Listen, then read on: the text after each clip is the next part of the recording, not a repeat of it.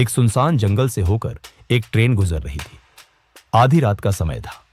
Train के एक डिब्बे में खिड़की के पास एक पत्रकार बैठा हुआ था।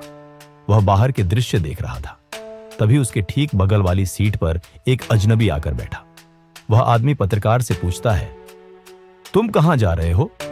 पत्रकार ने जवाब दिया, मैं पास के भानगढ़ स्टेशन पर उतरने वाला हूं। आदमी ने हैरानी से पूछा, वहां क्यों?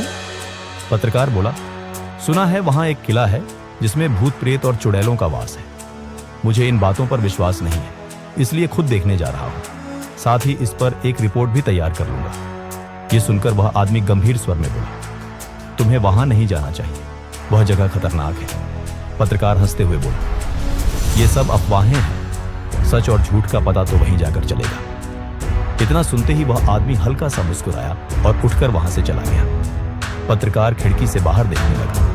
तभी उसे खिड़की के शीशे में अपनी परछाई तो साफ दिखाई दी, लेकिन उस आदमी की परछाई कहीं नहीं थी। पत्रकार चौंक पड़ा। उसके शरीर में सिहरन दौड़ गई और माथे पर पसीना छलक आया। कुछ देर बाद ट्रेन भानगढ़ स्टेशन पर रुकी। पत्रकार ने बैग उठाया और प्लेटफॉर्म पर उतर गया। स्टेशन बिल्कुल सुनसान था। टूटी फूटी बेंच, पुराना बोर्ड जिस पर हल्की रोशनी में भानगढ़ स्टेशन लिखा हुआ दिख रहा था, और ऊपर लगी लाइटें बार बार टिमटिमा रही थी।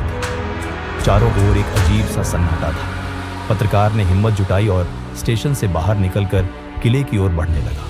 रास्ते में उसे पेड़ों के बीच से अजीब फुसफुसाहट सुनाई दी। कभी लगता कोई उसका नाम पुकार रहा है, तो कभी लगता कोई पीछे पीछे आ रहा है। उसने कई बार मुड़कर देखा, लेकिन वहां कोई नहीं था। चलते चलते उसे रास्ते में एक टूटा हुआ लालटेन पड़ा मिला, जिसमें बिना तेल डाले अपने आप लौ जल रही थी।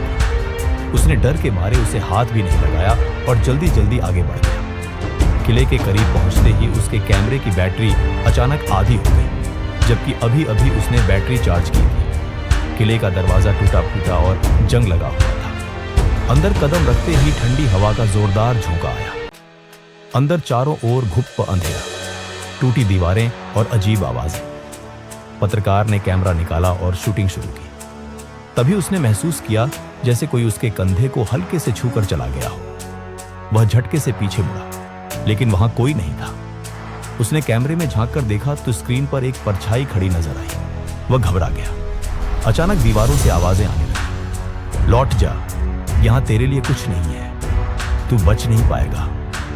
पत्रकार की सांसें तेज हो गई। उसने धीरे धीरे किले के अंदर और गहराई में कदम बढ़ाया। तभी उसे लगा जैसे कोई हंस रहा हो। उसके पैरों के नीचे अचानक कुछ चरमराया। उसने नीचे देखा तो वहां टूटी हुई चूड़ियां और पुराने खून के धब्बे थे। उसके कदम अब कांप रहे थे, लेकिन उसने हार नहीं मानी। कैमरा अभी भी रिकॉर्ड कर रहा था। तभी अचानक कैमरे की स्क्रीन पर वही अजनबी दिखा जो ट्रेन में उसके पास बैठा था, लेकिन इस बार उसका चेहरा इंसानी नहीं था। उसकी आंखें लाल चमक रही थी और दांत बाहर निकले हुए थे। पत्रकार जोर से चीखा और बाहर भागने लगा, लेकिन जैसे ही वह दरवाजे तक पहुंचा, दरवाजा अपने आप जोर से बंद हो गया। अब वह अंदर फंस चुका था। वह पूरी ताकत से दरवाजा धकेलने लगा, लेकिन कोई फायदा नहीं हुआ। चारों ओर से परछाइयां, पत्रकार की चीखें पूरे जंगल में गूंज उठी, और फिर अचानक सब कुछ शांत हो गया। अगली सुबह स्थानीय लोग किले के पास पहुंचे।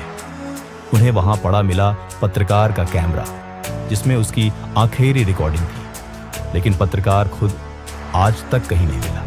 कहते हैं, भानगढ़ किले में जो भी रात में जाता है कभी वापस नहीं आता।